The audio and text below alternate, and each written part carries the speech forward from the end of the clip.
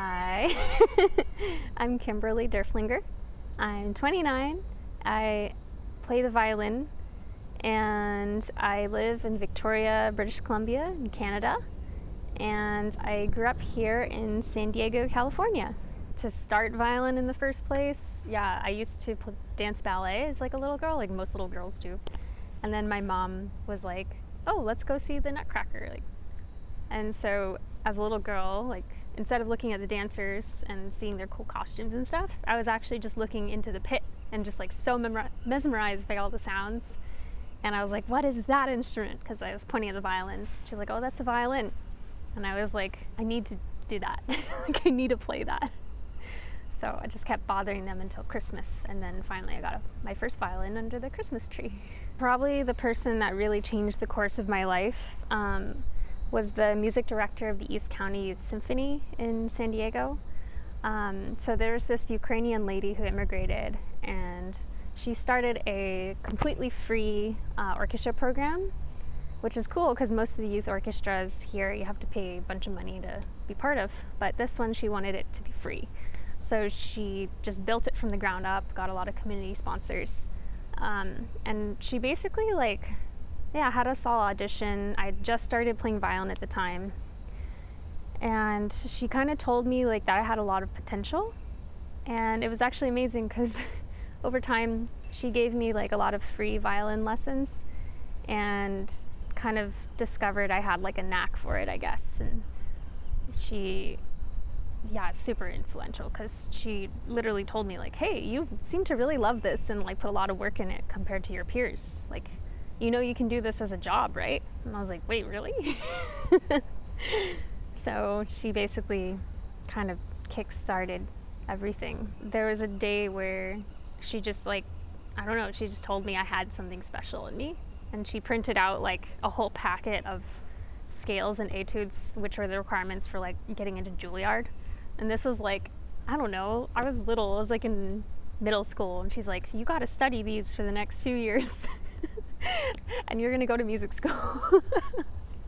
So that was a pretty memory of her just plopping all this music on my stand. And a couple of years ago I met up with her, and it was really nice because at that time I was working professionally now. She made cookies for me and we just talked about life, and she was just telling me how proud she is, and I was really happy to just update her and tell her how life is now as a musician, because I finally made the dream come true that she had instilled in me. A formative memory is probably, I really like animals and nature and stuff, and probably that's because growing up my family and I used to go on a lot of camping trips to Lake Cuyamaca, and there's this one pond in particular that has a lot of frogs usually.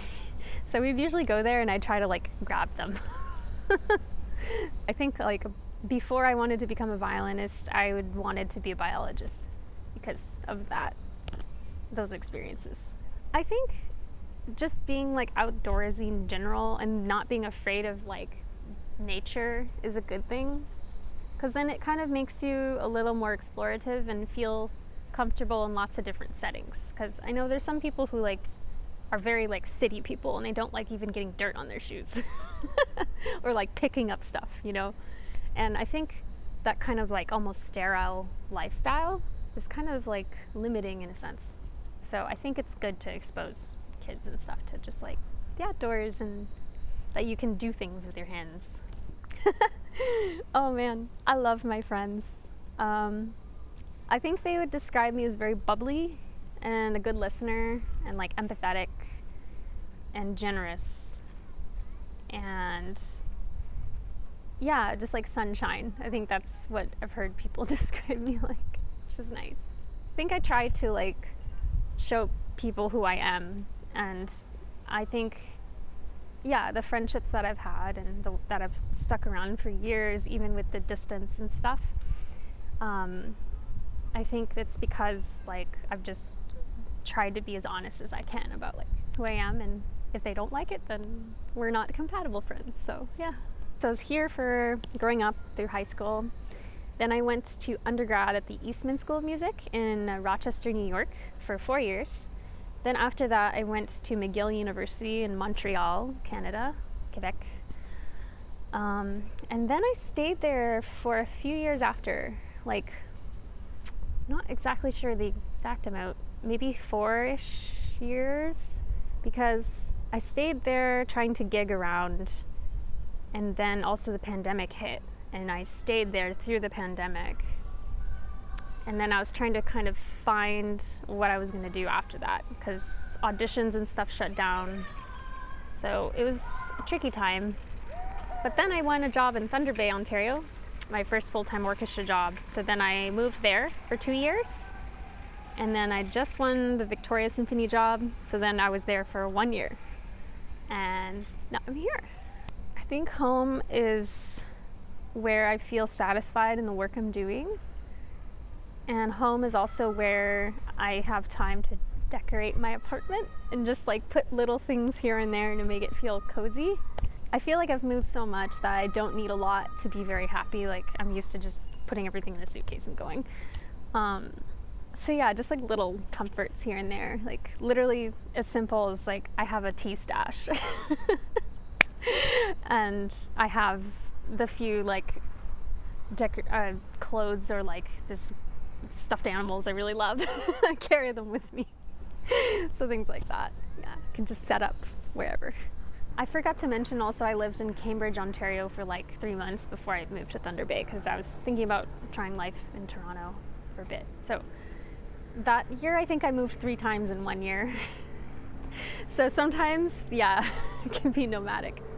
And that also doesn't even include like over the summers. I'd often travel a lot to go to music festivals and things for like months at a time. So I'd also be living out of my suitcase during those times. There are people like Olga, and there are even people like, I just had a lot of mentors that I met that just kind of solidified this idea that like they were the kind of people I could see myself wanting to be like.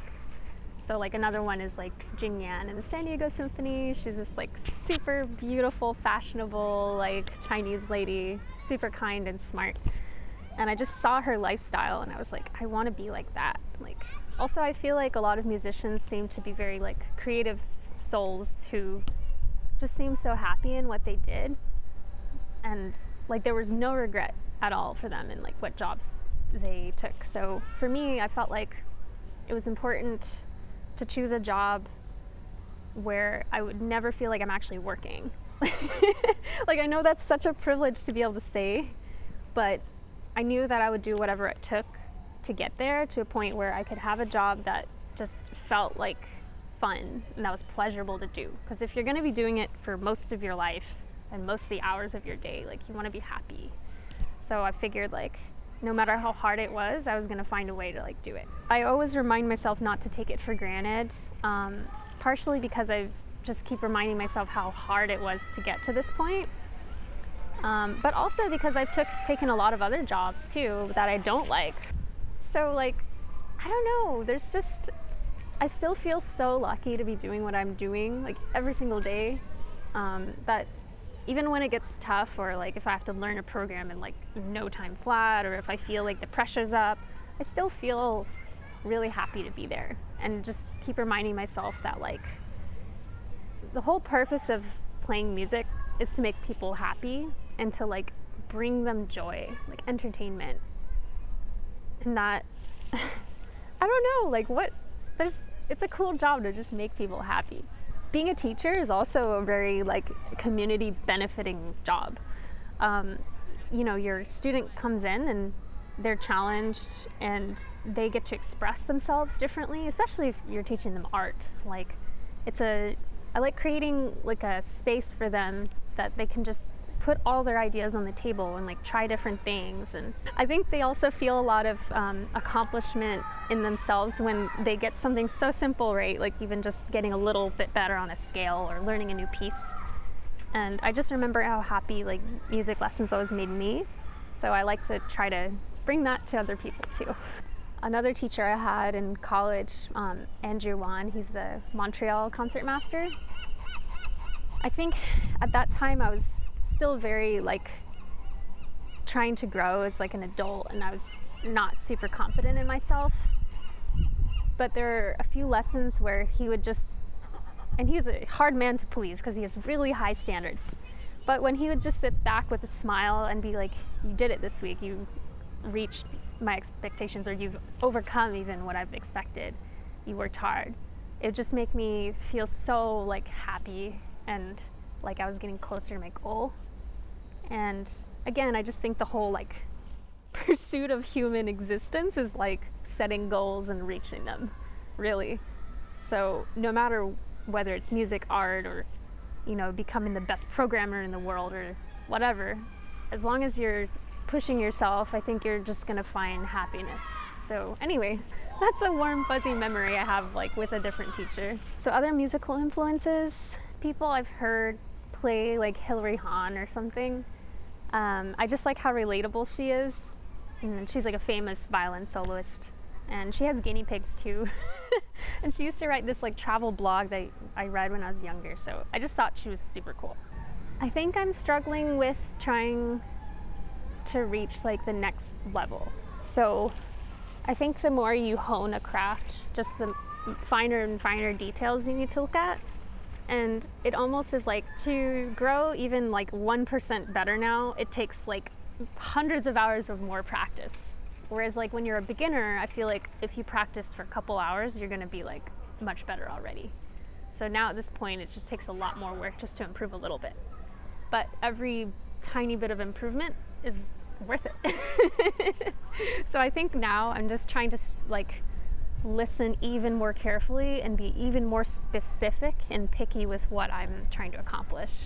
And also, yeah, it's tricky too when you have a lot of really good feedback and all of it can be right, but you're trying to like siphon it down to see what works for your vision specifically.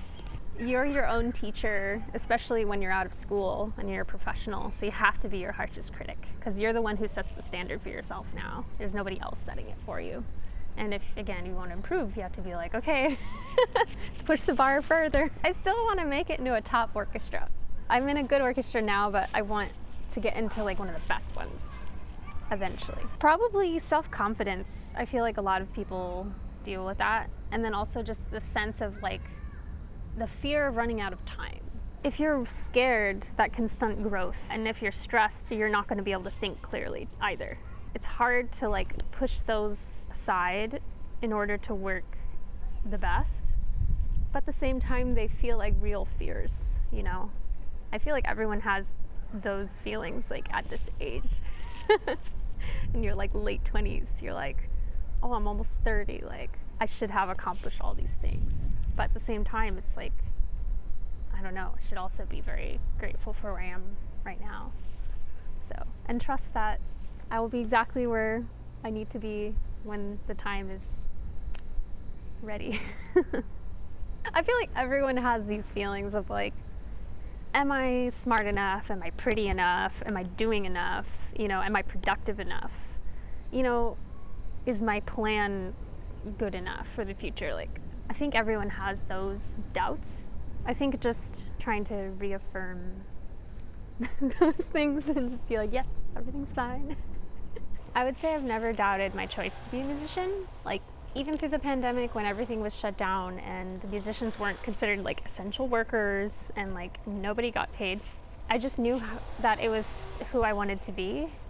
And I'd worked so hard at it, like for so many years, that I was like, well, I'm gonna make this work. I'm not gonna give up. I know like a lot of musicians did give up during the pandemic and switch careers. Because especially like a lot of them just graduated right before the pandemic and then there were no auditions or jobs for like years. But I just kind of kept practicing and used it as like an incubation period. And I think I actually got a lot better during the pandemic. I think it was a blessing actually. I had so much time on my hands and so much time to be alone that I think artists all need that kind of period where they don't have to worry about judgment from the outside world about what you're doing. Like, I didn't need to like actively look busy. I just had to focus in on myself. And I think as an artist, that was actually the thing I needed to like really grow. So I just kind of became a hermit and practiced. I set some goals for myself. So basically I was like, okay, I'm gonna apply for an artist diploma at like all these 3 really good Canadian schools. I didn't end up going, though. I got into all of them. But I was like, oh, I'm not going to spend more money. I'm just going to, because then I won Thunder Bay right after. So I was like, I'm going to just go take a job instead. But yeah, I think having those goals pushed me to practice and learn new repertoire. 1, 2, 3, sí.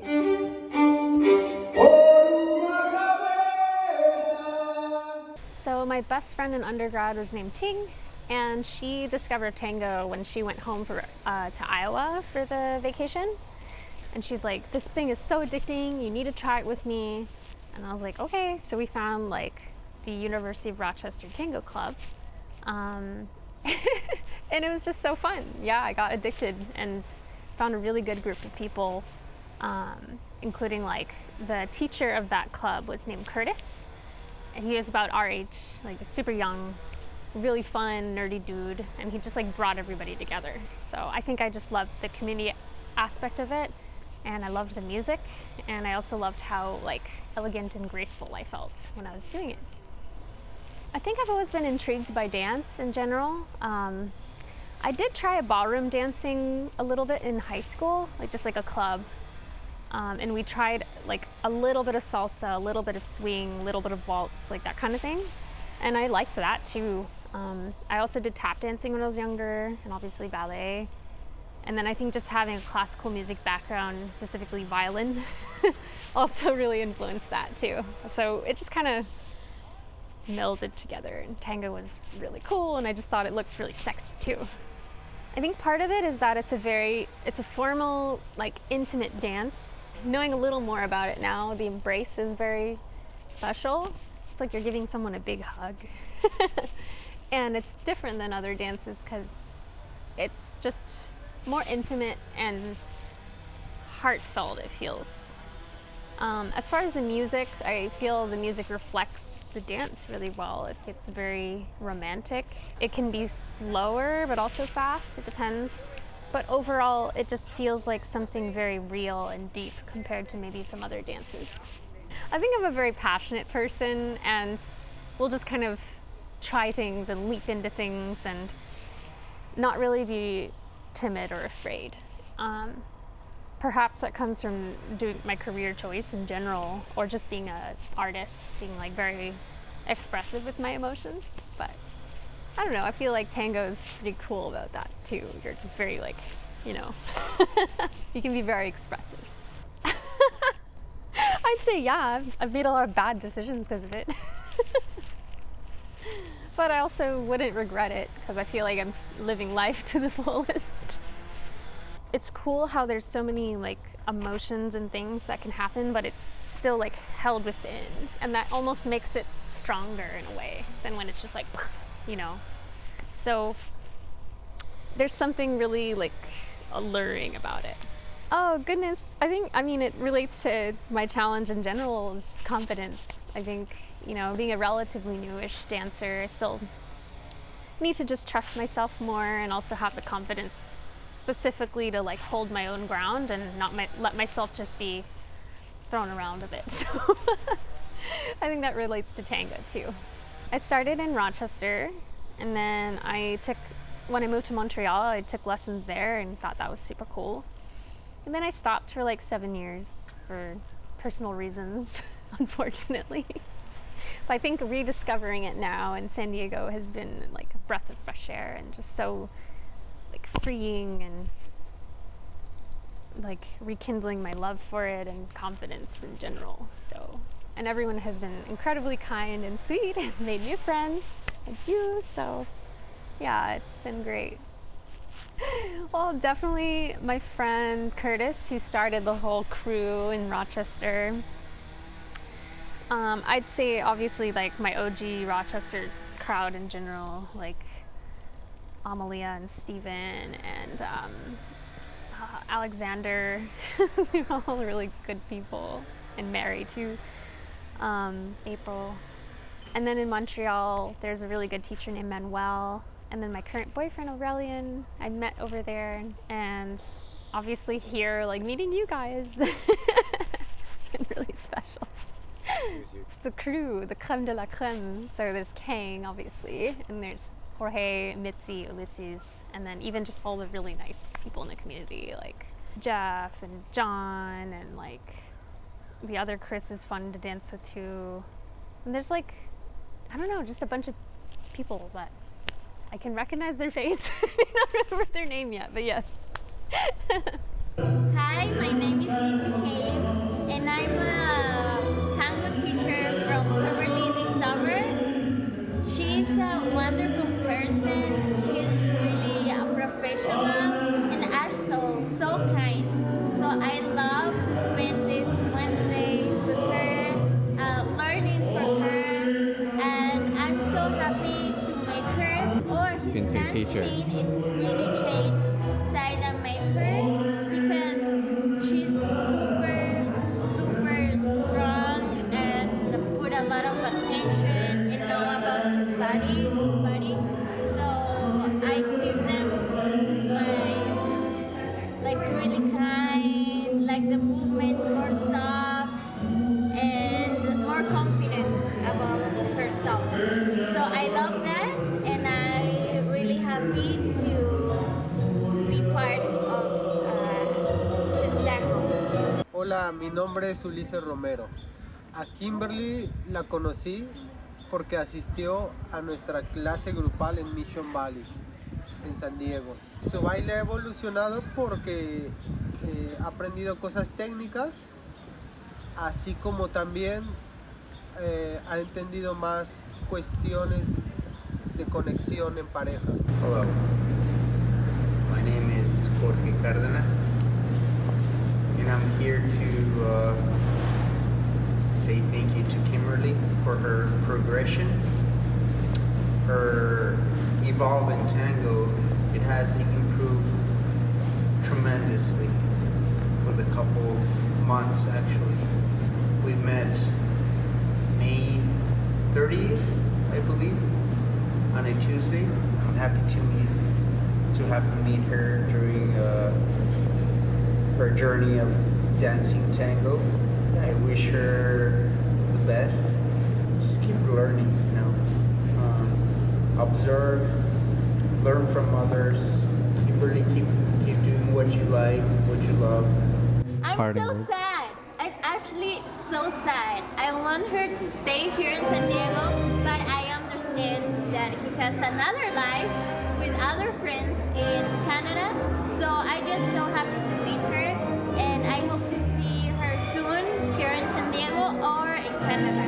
I hear her playing the violin, and it was so strong.